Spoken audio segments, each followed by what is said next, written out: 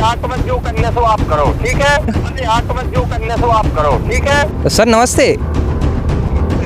Sir ये बोल रहे हैं 3:45 का वक्त हो गया है समथिंग, और ये जो है कार्यालय अपना बंद है, क्या कारण है सर?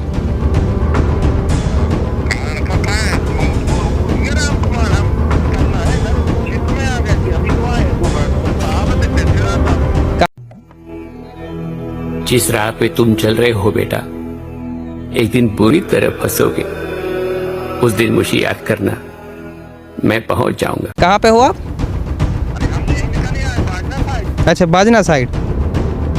कोई काम वगैरह था क्या? कितने तेजस्वी लोग हैं हमारे पास, कितने शानदार विचार रखते हैं जी, और कुछ लोग मनोरंजन भी करवाते हैं। नमस्कार, राम राम। हम प्रिंस तिवारी एक बार फिर आए हैं मंडी कार्यालय। दरअसल हम यहाँ आते रहते हैं और देखते रहते हैं यहाँ की व्यवस्थाएं क्या कैसी हैं और किसानों को क्या कैसा लाभ मिलता है। इसके अलावा भी हम प्रयास में हैं कि बक्सवाहा मंडी संचालित की जाए, यहाँ भी डाक लगाई जाए ताकि कृषकों को बिचौलियों से बचाया जाए और उन्हें उनकी उपज का उचित मूल्य मिल सके। इसके लिए हम प्रयास में हैं और हम इसमें मुहिम छेड़ के बैठे हैं और मंडी प्रशासन से लगातार चर्चाओं में हैं, उनसे प्रयास कर रहे हैं कि यहाँ क्या कारण है कि यहाँ पर डाक नहीं लगाई जाती है, मंडी संचालित नहीं की जाती है। जबकि आपको बता दें कि मंडी अधिनियम 1972 है, उसके अनुसार प्रयास किया गया है या उसके अनुसार प्रावधान ये है कि जो भी मंडी क्षेत्र है या उप मंडी क्षेत्र है उसके क्षेत्र में या उस मंडी क्षेत्र अंतर्गत किसी भी प्रकार की जो भी कृषि उपज की क्रय विक्रय होगा वो मंडी के अंतर्गत ही होगा और उसके अलावा कहीं और नहीं होगा। अब हम यहाँ आज फिर इसलिए आए हैं क्योंकि बीती रोज़ जो हमने आपके साथ एक वीडियो साझा की थी उसके माध्यम से आपने भी सुना था कि जब हम यहाँ आए और समय हुआ था 3 बजे का समथिंग, और उस दरमियानी समय में जब हम यहाँ आए और हमने इसकी जानकारी, ताले लॉक होने की जानकारी जब जिम्मेदारों से ली तो जिम्मेदारों ने ये कहा कि तहसीलदार को पता होगा। तो क्या इस विभाग के ताले खोलने की जो जानकारी है वो तहसीलदार को ही पता होती है या फिर ताले खोलने की जो जिम्मेदारी तय होती है वो तहसीलदार की होती है? ये सुनिश्चित तहसीलदार करते हैं कि इसका ताला खोला जाए या ना खोला जाए या बंद रखा जाए। और आज फिर से जब हम आए हैं तो आज फिर वही समय है 15:06 यानी कि 3:06 का समय है, और 3:06 का समय आप मेरे मोबाइल में देख पा रहे हैं, दोपहर का 3:06 का समय है। और इस टाइम में फिर भी अभी तक आप देख पा रहे हैं कि 3:06 का जो टाइम है मेरे मोबाइल में शो हो रहा है, और इस समय में कृषि उपज मंडी समिति बक्सवाहा का डोर लॉक है। अब डोर लॉक क्यों है ये कारण जिम्मेदार ही जानते हैं, लेकिन वास्तविक कारण हम आपको बता देते हैं जो हमने समझा है। इसका वास्तविक कारण ये है कि मंडी के जो अधिकारी हैं वो अवैध वसूली में लिप्त रहते हैं, अवैध वसूली करते हैं। यहाँ से गाड़ियाँ निकलती हैं, यहाँ से बड़ा मलेरा से जो जिम्मेदार है प्रसादी अहरवार जी वहाँ से बड़ा मलेरा से जो भी गाड़ियाँ निकलती हैं वो बिना मंडी अनुज्ञा के निकलती हैं, और उसको निकालने का पूरा काम ये जो करते हैं वो प्रसादी अहरवार जी करते हैं। और यही वो कहते हैं कि हम फील्ड पे हैं। ये बीते 12 साल से प्रसादी अहरवार जी यहाँ पर पदस्थ हैं, और बीते 12 साल में पदस्थ होने के बाद ये वो जिम्मेदारी लिए हैं, और अब तो फ़िलहाल तो वो बीते कई सालों से मुख्य जिम्मेदारी पे हैं। यानी कि पूरी जिम्मेदारी प्रसादी अहरवार जी के साथ साथ उनके जो सहयोगी हैं ASI राम कुमार अठिया जी, उन दोनों ASI के कंधों पर ये मंडी की जिम्मेदारी है। और जब भी हम यहाँ आते हैं, जब डोर लॉक होता है, हम पूछते हैं तो वो बोलते हैं कि हम फील्ड पर हैं। अब फील्ड पर आप जाते हैं तो फील्ड पर क्या करते हैं? क्योंकि फील्ड पे आप जाने के बावजूद भी कोई काम सो होता नहीं है, किसी भी प्रकार की कोई भी बिना अनुज्ञा वाली गाड़ियों को आप पकड़ते नहीं हैं। जो बिचौलिए लगातार गाड़ियाँ निकाल रहे हैं वो आप पकड़ते नहीं हैं। मंडी के राजस्व को आप चूना लगा रहे हैं। और बीते 12 सालों से आपने क्या काम किया? और जब भी आप कहेंगे कि यहाँ पर कोई कर्मचारी भी नहीं है ताला खोलने के लिए, तो आप बोलते हैं कि यहाँ पर आवक नहीं है। आवक क्यों नहीं है? अगर आवक नहीं है तो उसका कारण क्या है? उसके कारण आप स्वयं हैं, क्योंकि जो मंडी राजस्व का पैसा है वो आपकी जेब में जा रहा है। मंडी राजस्व को चूना लग रहा है, सरकार को चूना लग रहा है। इस पर ध्यान देना चाहिए, क्योंकि आपको ही पता है वृद्धा पेंशन जैसी जो बड़ी बड़ी स्कीमें हैं उसका सीधा जो शुल्क जाता है, उसका सीधा जो निर्भर होती हैं वो इसी के राजस्व पे होती है, इसी के आय पे निर्भर होती हैं। फिर भी ऐसे लोग जो हैं वो मंडी को चूना लगा रहे हैं। यही हालत है कि अगर आप इस मंडी को पीछे से जाके देखेंगे तो देखेंगे कि पूरे कमरों के कांच टूट चुके हैं।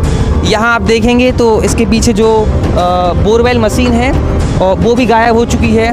नंगे बोर पड़े हैं, जगह जगह आप देखेंगे नंगे बोर पड़े हैं। यहाँ पर ये जो मंडी प्रांगण है ये सिर्फ़ और सिर्फ खुले में शौच करने का एक प्रांगण बन चुका है।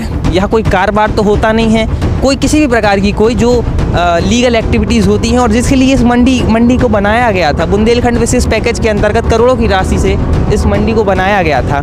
और ये बहुत बड़ी बात होती है, जिस भी क्षेत्र को अगर मंडी मिलती है तो ये बहुत बड़ी बात होती है, ताकि वहाँ के किसानों को उनके उपज का जो प्रोडक्शन है उसका सही मूल्य मिल सके। ये हमारे लिए एक बहुत गर्व की बात होती है कि हमें मंडी मिली। लेकिन यहाँ वर्ष 2007-8 से मंडी है और 7-8 से आज 2025 चल रही है। करीब कहा जाए तो आप देखेंगे तो बहुत साल बीत चुके हैं, और इन सालों के बावजूद इसकी हालत कुछ इस प्रकार है जैसे कि ये वीरान पड़ी है, जैसे कि इस पे कोई अधिकारी कर्मचारी नहीं है और ये खंडहर बन चुकी है। इस प्रकार की ये मंडी है, जगह जगह कांच टूटे हुए हैं अगर आप देखेंगे। और बाहर ही अगर आप देखें, मैं कोशिश करूँगा दिखाने की, तो ये देखें आप, ये खुले में ये जो है कनेक्शन है, तार कनेक्शन खुले पड़े हैं। किसी जिम्मेदार को कोई परवाह नहीं है। जगह जगह आप देखेंगे तो गंदगी का अंबार पसरा हुआ है, ना साफ़ सफाई होती है, ना किसी भी प्रकार से इसको स्वच्छ रखने का प्रयास किया जाता है। ये पूरी जिम्मेदारी किसकी तय होती है? ये जिनकी जिम्मेदारी तय होती है वो फील्ड पर घूमते हैं, और फील्ड पर घूमते ही नहीं है, सिर्फ अवैध वसूली करते हैं। क्योंकि जो वैध राजस्व की पूर्ति है वो तो मंडी में कभी आता नहीं है। सिर्फ मंडी में इतना ही राजस्व आता है, सिर्फ मंडी में इतनी ही आवक होती है जितनी कि इन दोनों कर्मचारियों की पे बन सके। इनकी किसी की 72,000 पे है, किसी की 60,000 पे है। इन दोनों कर्मचारियों की सिर्फ पे ही बनती है। यानी बक्सवाहा मंडी में इतने किसान हैं, इतने व्यापारी हैं, और इतने किसानों की जो उपज है वो विक्रय होती है, लेकिन इन्हें सिर्फ इतना ही आवक होती है इस मंडी को, ताकि इन दो कर्मचारियों की पे बन सके। इसके अलावा एक तीसरे कर्मचारी भी हैं। तीसरे कर्मचारी का अभिषेक शाह नाम है। अभिषेक शाह यहाँ पर नहीं है। उसका कारण ये है क्योंकि इन कर्मचारियों की अंतरकलह और एक दूसरे पर आरोप प्रत्यारोप के वजह से जो अभिषेक शाह हैं वो सायगढ़ मंडी में पदस्थ हैं, अटैच हैं, डिप्लॉय होके वो सायगढ़ मंडी में काम कर रहे हैं। उनकी शुल्क यहाँ से बन रही है, उनकी जो पे है वो यहाँ से बन रही है।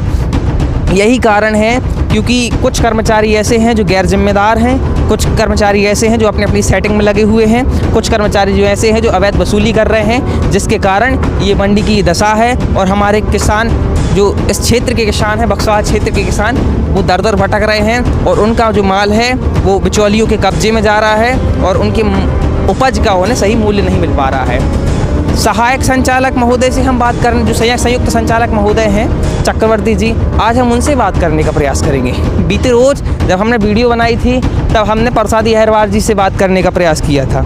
आज हम संयुक्त संचालक जी से बात करने का प्रयास करेंगे, उनसे जानेंगे कि क्या हाल है, और सीधा लाइव बताएंगे। जो भी उनका जवाब रहेगा सीधा हम आपको सुनवाएंगे। तो 3:12 का टाइम हुआ है। संयुक्त संचालक जी को मैं कॉल करता हूँ। संयुक्त संचालक जी का मैं नंबर निकाल रहा हूँ।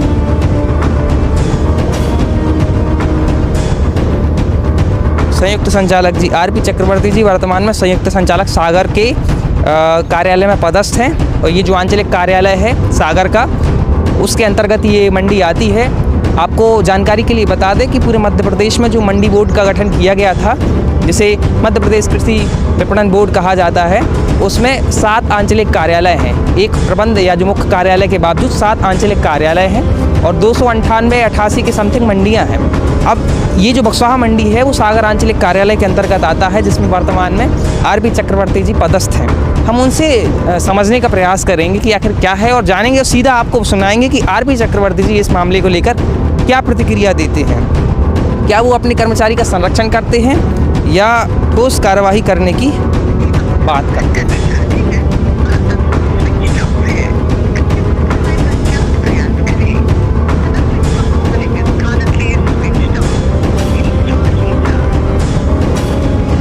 ये आरपी चक्रवर्ती जी का नंबर था और आरपी चक्रवर्ती जी का नंबर जब हमने डायल किया तो ये स्विच ऑफ आया। मैं एक बार और प्रयास करता हूँ, शायद हो सकता है कि स्विच ऑफ था या अब सही हो गया हो। मैं फिर से प्रयास करता हूँ।